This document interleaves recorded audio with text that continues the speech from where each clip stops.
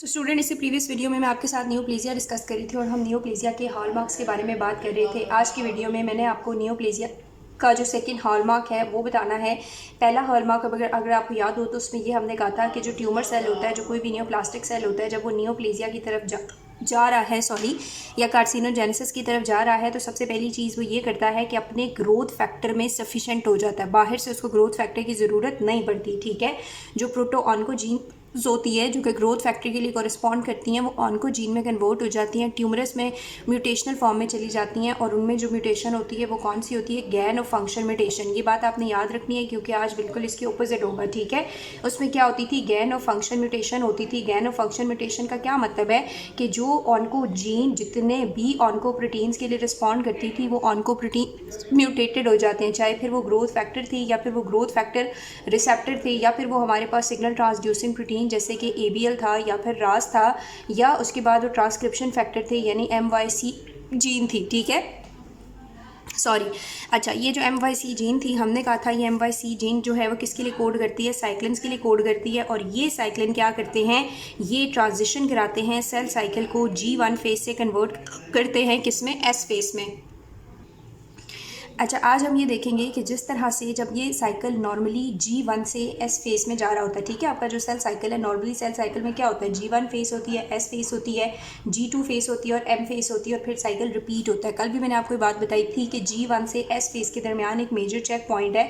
यहाँ पे चेक किया जाता है कि क्या सेल इस काबिल है कि इसको प्रोसीड किया जाए, क्या ये नॉर्मल है, कहीं ये अब नॉर्मल तो नहीं है। तो यहाँ पे इसको क्या किया जाता है? चेक किया जाता है। सो G1 से जब वो S फेस के अंदर जाता है तो यहाँ पे इसको क्या किया जाता है? चेक पॉइंट होता है, इसको चेक किया जाता है। बहुत सारे सिग्नल्स होते हैं यहाँ पे, ग्रोथ प्रोमोटिंग सिग्नल्स भी होते हैं, ग्रोथ इनहिबिटिंग सिग्नल्स भी होते हैं। वो डिसाइड करते हैं कि सेल को आगे जाना चाहिए या नहीं जाना चाहिए। अगर यहाँ पे कोई भी एबनॉर्मेलिटी, कोई भी म्यूटेशन, कोई भी मसला नज़र आता है तो ग्रोथ इनहिबिटरी सिग्नल जो हैं, जो दे रही होती हैं ट्यूमर सप्रेसर जीन्स, वो एक्टिवेट हो जाती हैं और वो क्या करती हैं? इसको इनहिबिट कर देती हैं। क्या करती हैं? इनहिबिट कर देती हैं। आज हम यही पढ़ेंगे कि जो ट्यूमर सेल्स होते हैं, यानी अगर ये कार्सिनोजेनिक सेल है तो ये जब G1 से S फेस में जा रहा है तो ये इन इनहिबिटरी सिग्नल को, क्योंकि अगर इसके अंदर कोई मसला था तो ग्रोथ इनहिबिटरी सिग्नल ने या ट्यूमर सप्रेसर जीन्स ने इसको क्या करना है? सप्रेस कर देना है। लेकिन क्योंकि ये म्यूटेटेड है तो ये इन ग्रोथ इनहिबिटरी सिग्नल से इनसेंसिटिव हो जाता है। क्या हो जाता है? इनसेंसिटिव हो जाता है, इनको रिस्पॉन्ड नहीं करता। इनको जब रिस्पॉन्ड नहीं करता तो ये आगे चला जाता है S फेस में और S फेस से आगे G2 फेस में और प्रोलिफरेशन होती रहती है ऑल्दो बेशक वो एबनॉर्मल थी। तो यही बात हमने करनी है कि अगर क्या होगा, ये जो ट्यूमर सप्रेसर जीन्स हैं इनमें लॉस ऑफ फंक्शन म्यूटेशन हुआ। क्या हुआ? लॉस ऑफ फंक्शन म्यूटेशन हुआ, यानी ये अपना काम ना कर सकी। इनका काम है सप्रेस करना, लेकिन इनके अंदर ऐसी म्यूटेशन है कि इन्होंने अपना काम छोड़ दिया है, ये अपना काम नहीं कर पाती। इसीलिए जो नियोप्लास्टिक सेल्स हैं वो इनहिबिट नहीं होते, ऑल्दो वो नॉर्मल थे लेकिन फिर भी वो ग्रो करते रहते हैं और यूँ नियोप्लेजिया की तरफ कंट्रीब्यूशन होती है। कंफ्यूज नहीं होना, अभी हम इन सबको बारी बारी पढ़ते हैं। ठीक है, तो कहता है कि ये हमारे पास जो ट्यूमर सप्रेसर जीन्स हैं ये बड़ी इंपॉर्टेंट होती हैं और ये क्या करती हैं? ये G1 से S फेस में जो ट्रांजिशन होती है उसको कंट्रोल करती हैं, इंटीग्रेट करती हैं। ठीक है, जैसे कहता है न्यूटन के मुताबिक एक लॉ था, न्यूटन ने एक लॉ दिया था, ऑल्दो वो एक बायोलॉजिस्ट नहीं था या पैथोलॉजिस्ट नहीं था, लेकिन न्यूटन ने एक लॉ दिया था कि दुनिया में जो भी एक्शन होता है उसके बिल्कुल ऑपोजिट क्या होता है? रिएक्शन होता है। इसी तरह अगर हमारी बॉडी के अंदर प्रोटोऑन्कोजीन्स हैं तो अच्छा, तो जिस तरह से हर एक्शन का रिएक्शन होता है, इसी तरह हमारी बॉडी के अंदर जो प्रोटोऑन्कोजीन्स होती हैं उनका क्या काम होता है? उनका काम होता है ग्रोथ को प्रोलिफरेट करना। ठीक है, ग्रोथ को क्या करना? प्रोलिफरेट करना। तो बिल्कुल उनके ऑपोजिट पड़ी हुई हैं ट्यूमर सप्रेसर जीन, और इन ट्यूमर सप्रेसर जीन्स का क्या काम है? ये ग्रोथ को अपोज करती हैं। क्या करती हैं? ग्रोथ को अपोज करती हैं। अगर यहाँ पे म्यूटेशन होती है तो गैन ऑफ फंक्शन म्यूटेशन होती है तो एक्सेसिव प्रोलिफरेशन होगी, और सेम एज यहाँ पे म्यूटेशन हो जाती है, लॉस ऑफ फंक्शन म्यूटेशन होती है तो इनहिबिटरी सिग्नल्स या अपोजिंग फोर्स कम हो जाएगी और प्रोलिफरेशन एक्सेसिव होगी। दोनों केसेस में सेल नियोप्लेजिया की तरफ चला जाएगा। ठीक है, आज हमने ट्यूमर सप्रेसर जीन्स के बारे में पढ़ना है। कहता है जो ट्यूमर सप्रेसर जीन्स हैं इनमें तकरीबन 3 तरह की जीन्स के बारे में हम आज पढ़ेंगे। एक जीन है RB जीन जो सबसे पहले डिस्कवर हुई थी, और अगर इसमें म्यूटेशन होती है तो रेटिनोब्लास्टोमा हो जाता है। कैसे होता है हम अभी डिटेल में डिस्कस करेंगे। दूसरा, हमारे सेल्स के अंदर ट्यूमर रिपेयरिंग जीन्स होती हैं, यानी फॉर एग्जाम्पल DNA के अंदर कोई भी डैमेज हो गया तो इसको फर्दर S फेस में कन्वर्ट नहीं किया जाएगा, पहले इसको पॉज कराया जाता है और पॉज कराने के बाद इसकी रिपेयरिंग के लिए कंडीशन सेट की जाती हैं। ठीक है, तो रिपेयरिंग जीन्स भी होती हैं। अगर रिपेयरिंग जीन्स में मसला हो तो रिपेयरिंग नहीं होगी, म्यूटेटेड फॉर्म प्रोलिफरेट करती रहेगी और वो बाद में कार्सिनोमा में कन्वर्ट हो जाएगी। तो रिपेयर करने के लिए कौन सी होती हैं? P53 होती है, उसके अलावा और बहुत सारी होती हैं, जैसे कि ट्रांसफॉर्मिंग ग्रोथ फैक्टर्स, अभी हम टिश्यू ग्रोथ फैक्टर्स देखेंगे, वो होते हैं। और उसके अलावा कॉन्टैक्ट इनहिबिशन वाली कुछ बातें होती हैं, ये सारी की सारी रिपेयरिंग में बड़ा इंपॉर्टेंट रोल प्ले करती हैं। अगर इनके अंदर म्यूटेशन होगी तो जो रिपेयरमेंट का प्रोसेस है वो नहीं हो सकता। उसके अलावा एक APC जीन होती है, ये APC जीन कॉन्टैक्ट इनहिबिशन करती है। अगर APC जीन का लॉस हो जाता है तो इसकी वजह से कोलन कैंसर हो जाता है। ठीक है, ये सारी चीज़ें हम आगे बारी बारी डिटेल में पढ़ते जाएंगे। सबसे पहले स्टार्ट करते हैं RB जीन से कि RB जीन क्या है, कहाँ से सिंथेसाइज हुई, किसने डिस्कवर की, काम क्या करती है, म्यूटेटेड होगी तो क्या हो जाएगा। सो RB जीन जो है ये फर्स्ट ट्यूमर सप्रेसर जीन थी जो कि डिस्कवर हुई थी। ठीक है, RB gene first tumour suppressor gene थी जो कि डिस्कवर हुई थी। और किसने डिस्कवर की थी? नड्सन ने। ठीक है, हाँ जी, RB जीन जो है वो फर्स्ट ट्यूमर सप्रेसर जीन थी जो डिस्कवर हुई थी। और ये RB जीन बहुत ज़्यादा इंपॉर्टेंट नेगेटिव रेगुलेटर थी सेल साइकिल का। ठीक है, नेगेटिव रेगुलेटर है सेल साइकिल का, जिसका मतलब है ज़ाहिर है ये ट्यूमर सप्रेसर जीन है तो इसने क्या करना है, सेल साइकिल को इनहिबिट करना है। सो ये एक नेगेटिव रेगुलेटर है किसका? सेल साइकिल का। अब हम देखेंगे कि नॉर्मली इसका फंक्शनिंग क्या है या किस तरह से काम करती है। कहता है बहुत सारे कैंसर्स के अंदर हमें पता चला कि जो RB जीन थी वो क्या थी? इनएक्टिवेटेड फॉर्म में थी। ठीक है, बहुत सारे कैंसर्स में ये इनएक्टिवेटेड फॉर्म में पाई गई। और ये फर्स्ट RB जीन थी जिसको डिस्कवर किया। और किसने डिस्कवर किया इसको? नड्सन ने। नड्सन एक साइंटिस्ट था जिसने इसको डिस्कवर किया। अब नॉर्मली हम अगर बात करें कि ये कहाँ पे प्रेजेंट होती है तो ये क्रोमोसोम 13q14 पे प्रेजेंट होती है। ठीक है, उसके अलावा इंपॉर्टेंट बात जो नड्सन ने दी थी इस RB जीन के लिहाज से और सारी ट्यूमर सप्रेसर जीन्स के लिहाज से, वो ये बात है कि ये 2 हिट हाइपोथेसिस को फॉलो करती हैं। क्या करती हैं? 2 हिट हाइपोथेसिस को फॉलो करती हैं। अब 2 हिट हाइपोथेसिस का क्या मतलब है? फॉर एग्जाम्पल हम ये जो ट्यूमर सप्रेसर जीन है इसको क्या समझ लेते हैं? गाड़ी की ब्रेक समझ लेते हैं। ठीक है, समझ लो एक गाड़ी के अंदर 2 ब्रेक्स हैं। इसी तरह ट्यूमर सप्रेसर जीन की क्या होती है? 2 अलील्स होती हैं। अगर गाड़ी की एक ब्रेक ख़राब हो भी जाती है तो दूसरी ब्रेक तो है, जब हमें ज़रूरत पड़ेगी हम ब्रेक लगा के गाड़ी को रोक सकते हैं। तो अगर ट्यूमर सप्रेसर जीन की एक अलील में मसला हो तो इतना कुछ नहीं होता, कार्सिनोमा नहीं बनता। लेकिन अगर आपकी गाड़ी की दूसरी ब्रेक भी फेल हो जाए तो क्या अब आप ब्रेक लगा सकते हो, कंट्रोल कर सकते हो, गाड़ी को इनहिबिट कर सकते हो? नहीं कर सकते ना, तो तब वो एक्सेसिव स्पीड में चलती जाएगी और आपके पास क्या हो जाएगा? एक्सीडेंट या जो भी होना हो जाएगा। तो ये जो ट्यूमर सप्रेसर जीन्स हैं, जितनी भी जीन्स हैं, ये इसी रूल को फॉलो करती हैं। इनकी दोनों एलील्स के अंदर म्यूटेशन होनी चाहिए, दोनों एलील्स एबनॉर्मल होनी चाहिए कार्सिनोमा डेवलप करने के लिए। ठीक है, पहले एक जीन में म्यूटेशन एक एलील में आती है और फिर सेकंड में आती है, तो इसको हम क्या कहते हैं? Second hit hypothesis.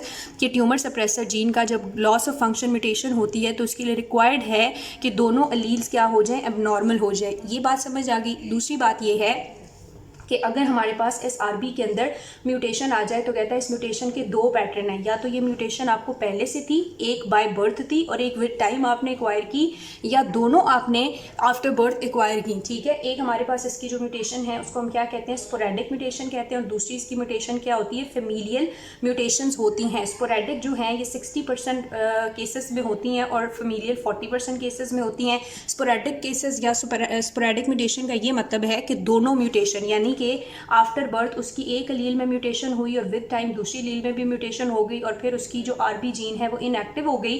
और RB जीन जब इनएक्टिव हो गई तो जो ट्यूमर सप्रेसर रोल था वो ख़त्म हो गया और सेल ने एक्सेसिवली प्रोलिफरेट करना स्टार्ट कर दिया। RB की जो म्यूटेशन है इसकी वजह से रेटिनोब्लास्टोमा हो सकता है, बहुत सारे दूसरे कैंसर्स भी हो सकते हैं। जबकि फेमिलियल का ये मतलब है कि बिफोर बर्थ उसने अपने पेरेंट्स से एक म्यूटेटेड एलील ली हुई थी। ठीक है, एक म्यूटेटेड एलील उसमें पहले से प्रेजेंट थी, लेकिन विद टाइम जैसे जैसे टाइम गुजरता गया, अब क्योंकि उसके पास सिर्फ एक म्यूटेटेड एलील थी तो आफ्टर बर्थ वो नॉर्मल था, उसमें कार्सिनोमा नहीं था। लेकिन विद टाइम ये एक जो है ये दूसरी एलील को भी क्या कर लेती है? म्यूटेटेड कर लेती है, उसको भी चेंज कर लेती है। और जब दोनों म्यूटेटेड हो जाएंगी तो फिर क्या हो जाएगा? कार्सिनोमा डेवलप हो जाएगा। और इसको हम कहते हैं फेमिलियल पैटर्न, कि जब एक पहले से थी और दूसरी जो है वो विद टाइम एक्वायर्ड हुई। ठीक है, अब ये वाली जो जीन्स हैं इनकी दोनों एलील का म्यूटेशन होती है तो हमारे पास क्या होता है? कार्सिनोमा डेवलप होता है ना। इसका मतलब है ये रिसेसिव ऑर्डर को फॉलो करती हैं। लेकिन अगर हम यहाँ से इसकी ट्रेट के बारे में बात करें तो मदर से उसने एक ही ली, विद टाइम दूसरी भी कन्वर्ट हो गई। तो यानी जो ट्रेट में उसने लिया वो पैटर्न क्या था? वो ऑटोसोमल डोमिनेंट पैटर्न ही था, क्योंकि पेरेंट से एक एलील लेने के बाद भी विद टाइम सोमैटिकली उसकी दूसरी एलील भी म्यूटेटेड हो जाती है और उसमें कार्सिनोमा डेवलप हो जाता है। ठीक है, फिर वो बात करता है कि इनिशियली हमें ये लगा कि जो आरबी जीन है अगर इसके अंदर म्यूटेशन होती है तो रेटिनोब्लास्टोमा यानी आई का कैंसर होता है, लेकिन बाद में हमें ये पता चला कि ये बहुत सारी दूसरी जीन्स के साथ भी एसोसिएटेड है और अगर ये इनएक्टिव होगी तो ब्रेस्ट कैंसर भी हो सकता है। ब्रेस्ट कैंसर के भी ऐसे चांसेस आए जिसमें आरबी जीन म्यूटेटेड थी, ओवरी का कैंसर भी हो सकता है, ब्लैडर वगैरह का कैंसर भी हो सकता है। तो यहाँ तक हमने क्या पढ़ा, हम आज पढ़ रहे हैं ट्यूमर सप्रेसर जीन्स को। ट्यूमर सप्रेसर जीन में फर्स्ट जीन है आरबी जीन, जिसको सबसे पहले ट्यूमर सप्रेसर जीन्स में डिस्कवर किया गया था। ठीक है, बहुत सारे कैंसर्स में ये इनएक्टिवेटेड मिली, नटसन ने इसको डिस्कवर किया, एक क्रोमोसोम 13q14 पे मिलती है। 2 हिट हाइपोथेसिस को ये फॉलो करती है, यानी इसकी दोनों एलील्स में अगर म्यूटेशन होगी तो ही कार्सिनोमा डेवलप होगा। डिपेंडिंग अपॉन म्यूटेशन हमने इसको 2 टाइप्स में डिवाइड किया, या स्पोरेडिक म्यूटेशन होती हैं जो दोनों की दोनों आफ्टर बर्थ आप अटेन करते हो, क्या होती है, दोनों की दोनों आफ्टर बर्थ होती हैं 60% केसेस में, जबकि फेमिलियल वाली क्या है 40% केसेस में होती हैं। ये एक जो है वो ऑटोसोमल डोमिनेंट पैटर्न में आपने क्या ली हुई है, ये भी आपने याद रखना है कि है ये रिसेसिव, लेकिन ट्रेट इसकी ऑटोसोमल डोमिनेंट है, एक पेरेंट से ली है और एक with time somatic mutation retain करती है और यूं कार्सिनोमा डेवलप हो जाता है। ठीक है, ना सिर्फ ये रेटिनोब्लास्टोमा कॉज करती है बल्कि बहुत सारे अदर कैंसर्स भी कॉज करती है। अब ये चीज़ें ना बाद में पढ़ानी चाहिए थी, पहले आपको इनका फंक्शन पढ़ाना चाहिए था, लेकिन बुक के पैटर्न से पहले म्यूटेशन का ओवरव्यू दिया हुआ है और फिर इसके फंक्शन के बारे में बात की हुई है। सो अब मैं आपको यहाँ बताऊँगी कि नॉर्मली ये ट्यूमर सप्रेसर जीन किस तरह से काम करती है और अगर म्यूटेशन हो गई, म्यूटेशन 2 तरह से होती है, सोमैटिकली या स्पोरेडिकली या फेमिलियल। तो अगर म्यूटेशन हो जाती है तो क्यों एक्सेसिव प्रोलिफरेशन होगी। ठीक है, तो हम अब बात करेंगे आरबी जीन के नॉर्मल फंक्शन का।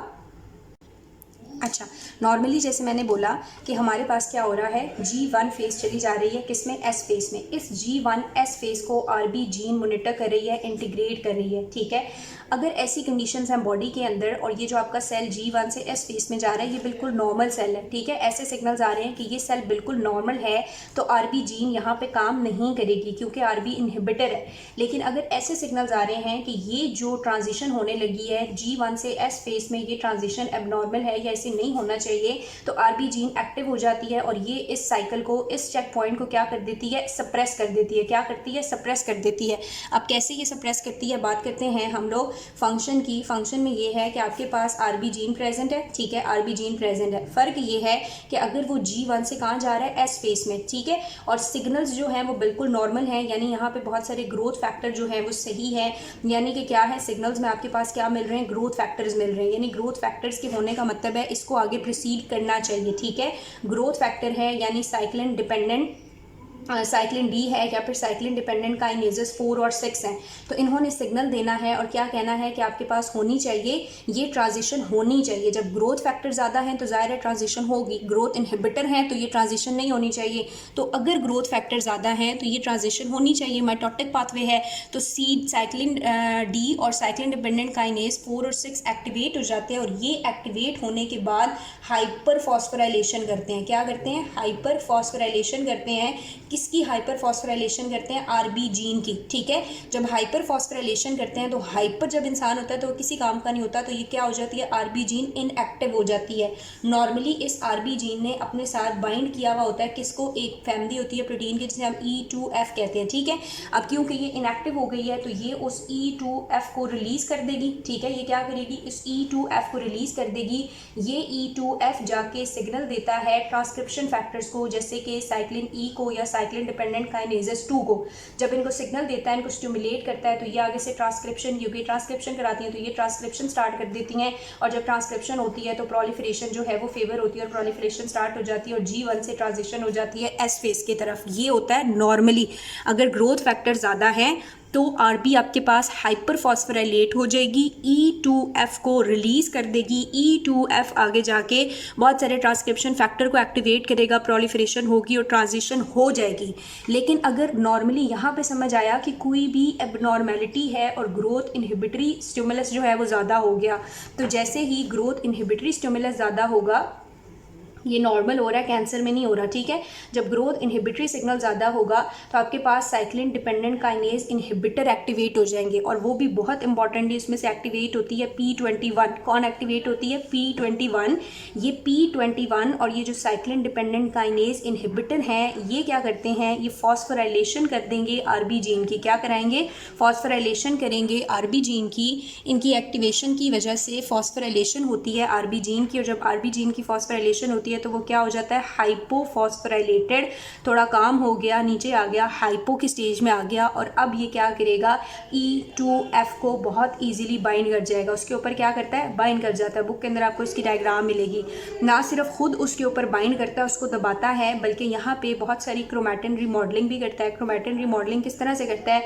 यहाँ पे बहुत सारे मॉलिक्यूल्स को बनाता है। ये जो E2F है, ये इसके ऊपर ये आरबी जीन है, और आरबी जीन यहाँ पे कुछ हिस्टोन्स को बुला लेता है, कुछ एसिटाइलेटर्स वगैरह को बुला लेता है, और इसको इनएक्टिव कर देता है ताकि ये ट्रांसक्रिप्शन फैक्टर के साथ बाइंड ना कर सके। ट्रांसक्रिप्शन फैक्टर से बाइंड नहीं करेगा, प्रोलिफरेशन नहीं होगी, ट्रांजिशन नहीं होगी, और स्टॉप हो जाएगी। बात समझ आई है कि नॉर्मली जो आरबी जीन्स हैं वो किस तरह से काम करती हैं?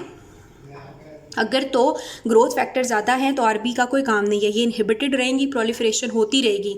लेकिन अगर ग्रोथ इनहिबिशन ज़्यादा है तो ग्रोथ इनहिबिशन की वजह से क्या होगा? साइक्लिन डिपेंडेंट इनहिबिटर एक्टिवेट हो जाएंगे। साइक्लिन्स जो काइनेजेस थी वो इनएक्टिव हो जाएंगी। काइनेज एक्टिव नहीं है तो फॉस्फोराइलेशन नहीं होगी, हाइपोफॉस्फोराइलेशन हो जाएगी, और हाइपोफॉस्फोराइलेशन की वजह से क्या होगा कि ये E2F के साथ बाइंड कर लेता है। E2F के साथ ना सिर्फ बाइंड करता है बल्कि वहाँ पे कुछ क्रोमैटिन रिमॉडलिंग भी करता है, डिफरेंट मॉलिक्यूल्स बुलवा के, ताकि वो इनएक्टिव हो जाए और वो आगे से सिग्नल ना दे ट्रांसक्रिप्शन फैक्टर को, और प्रोलिफरेशन ना हो। ये होता है नॉर्मली। अब आपने रिवाइज करना है और मुझे बताना है कि अगर हम बात करें आरबी जीन की एक्टिवेटेड फॉर्म में और इनएक्टिवेटेड फॉर्म में तो क्या है। अगर ये इनएक्टिवेटेड है, अगर हमारे पास ग्रोथ फैक्टर ज़्यादा है तो ये हो जाती है हाइपर फॉस्फोराइलेटेड, और जब ये हाइपर फॉस्फोराइलेटेड होती है तो ये E2F को रिलीज़ कर देती है, और E2F को रिलीज़ करती है तो माइटोसिस को इनहिबिट कर देती है, ठीक है, सॉरी, माइटोसिस को फीवर करती है। अगर ये क्या होगी? इनएक्टिवेटेड होगी, ग्रोथ फैक्टर ज़्यादा है। लेकिन अगर ग्रोथ फैक्टर कम है और ग्रोथ इनहिबिटर ज़्यादा है तो तब आरबी जीन एक्टिवेट हो जाती है, और एक्टिवेट होती है तो ये किस फॉर्म में चली जाती है? हाइपर फॉस्फोराइलेटेड फॉर्म में। हाइपर फॉस्फोराइलेटेड फॉर्म में ये E2F को बाइंड कर लेती है और माइटोसिस को इनहिबिट करती है। बस इतनी सी इसकी नॉर्मल फंक्शनिंग है, ठीक है, कोई मुश्किल है नहीं है ना। अच्छा, अब क्या है कि अगर हमारे पास इसके अंदर म्यूटेशन आ गई, अगर क्या है आरबी जीन के अंदर म्यूटेशन आ गई, ठीक है। अब म्यूटेशन अगेन हम बात कर चुके हैं, या फेमिलियल हो सकती है या स्पोरेडिक हो सकती है। Familial 40%, sporadic 60%। फेमिलियल में एक पेरेंट से और एक विद टाइम, और स्पोरेडिक में दोनों विद टाइम। अब अगर इसमें म्यूटेशन आ गई, ठीक है, अब यूँ हो रहा है कि ग्रोथ फैक्टर ग्रोथ जो है G1 से S फेस में जा रहा है, लेकिन कंडीशंस ठीक नहीं है, ग्रोथ इनहिबिटर ज़्यादा है। क्या है? ग्रोथ इनहिबिटर ज़्यादा है। तो क्योंकि आरबी जीन जो है वो म्यूटेटेड फॉर्म में पड़ी हुई है, तो क्या आरबी जीन एक्टिवेट होती है? नहीं एक्टिवेट होगी। जब ये एक्टिवेट नहीं होगी तो बेशक इनहिबिशन है, बेशक सेल बताया रहा है ये ठीक नहीं है, ठीक नहीं है, ठीक नहीं है, ये कोई भी इनहिबिटरी सिग्नल जनरेट नहीं करेगी। और जब ये इनहिबिटरी सिग्नल जनरेट नहीं करेगी तो इस ट्रांजिशन को भी नहीं रोक सकती, ट्रांजिशन होती रहेगी और एक्सेसिव एबनॉर्मल प्रोलिफरेशन होती रहेगी। तो ये बात आपने याद रखना है। नेक्स्ट बात में वो ये कहता है कि ये जो आरबी जीन है ज़रूरी नहीं है ये E2F को टारगेट करे, इसी को बाइंड करे, इसी को रिलीज़ करे, बल्कि ये बहुत सारे अदर प्रोटीन्स के साथ भी बाइंड कर सकता है, जैसे कि मोनोसाइट के साथ, डिपोसाइट के साथ, मेलानोसाइट्स वगैरह के साथ, और बहुत सारे डिफरेंट कैंसर्स में इन्वॉल्व होता है, ठीक है। अब कहता है जब हमारे पास सेल साइकिल का कंट्रोल लॉस हो जाता है, देखो ये सेल साइकिल का कंट्रोल था, ये फर्स्ट चेक पॉइंट था, ये बहुत ज़रूरी था, लेकिन आरबी में म्यूटेशन है, ये चेक पॉइंट हमारे कंट्रोल में नहीं रहा, बॉडी के कंट्रोल में नहीं रहा, तो ये सेंट्रल है और ये किस में कन्वर्ट हो जाएगा? बहुत ईजिली नियोप्लेजिया में या मेलिग्नेंट ट्रांसफॉर्मेशन में। यहाँ तक आपको जो की रेगुलेटर्स याद रखने थे वो ये याद रखने हैं कि एक तो हमारे पास P16 है, क्योंकि P16 ही आरबी को हाइपर फॉस्फोराइलेट करता है, साइक्लिन्स को इनएक्टिवेट करके, साइक्लिन डिपेंडेंट इनहिबिटर को स्टिमुलेट करके, इनएक्टिवेट करके ये क्या करता है? इनहिबिशन में बड़ा इंपॉर्टेंट रोल प्ले करता है, ठीक है। उसके बाद साइक्लिन डिपेंडेंट काइनेजेस हैं जो कि हाइपर फॉस्फोराइलेशन करती हैं, और साइक्लिन डिपेंडेंट इनहिबिटर हैं जो कि हाइपोफॉस्फोराइलेशन करके आरबी को इनएक्टिवेट करती हैं, एक्टिवेट करती है। उसके बाद वो कहता है कि ना सिर्फ ये बल्कि हमारे पास बहुत सारी वायरल म्यूटेशन भी होती हैं, जैसे कि ह्यूमन पेपिलोमा वायरस है तो वो प्रोटीन रिलीज़ करता है E7, ठीक है। बहुत सारे वायरसेस भी इसकी म्यूटेशन कॉज कर सकते हैं, जैसे कि ह्यूमन पेपिलोमा वायरस है तो वो ऐसे प्रोटीन बनाता है जिन्हें हम कहते हैं E7, और ये E7 जाके हाइपोफॉस्फोराइलेशन करते हैं आरबी की, हाइपोफॉस्फोराइलेशन करते हैं। तो ये जो आरबी है ये क्या होता है? सॉरी, बल्कि ये हाइपोफॉस्फोराइलेशन आरबी की इनहिबिट करते हैं, हाइपोफॉस्फोराइलेटेड नहीं होने देते। तो हाइपो में तो वो एक्टिव होता है, तो वो जब एक्टिव नहीं होगा तो ईटीएफ उसकी पकड़ में नहीं रहेंगे, ई2एफ ये रिलीज हो जाएंगे और बहुत ज़्यादा म्यूटेशंस और एक्सेसिव प्रोलिफरेशन होगी। तो बहुत सारे वायरसेस भी जो हैं वो इन्वॉल्व होते हैं डिफरेंट तरह के कैंसर्स में। तो यहाँ तक मैंने आपको डिटेल सारी पढ़ा दी है, बहुत ही डिटेल पढ़ा दी है आरबी जीन। जबकि अब आप अगर इसको बुक से एक बार रीड कर लो कि और जितना मैंने लिखवाया सिर्फ ये अपने पास लिख लेते हो, ये एक पेज की बात, तो भी मोर देन इनफ है। नेक्स्ट में मैं आपको बताती हूँ कि एक हमारे पास ट्यूमर सप्रेसर जीन में हमने आरबी जीन पढ़ ली, सेकंड हमारे पास जो है वो P53 जीन होती है, और उसके बाद हम पढ़ेंगे टिश्यू ट्रांसफॉर्मिंग ग्रोथ फैक्टर्स भी होते हैं, और किस तरह से जो ACP जीन्स हैं वो कोलोनिक कैंसर कॉज करती हैं। ये सारी बात हम अभी पढ़ते हैं।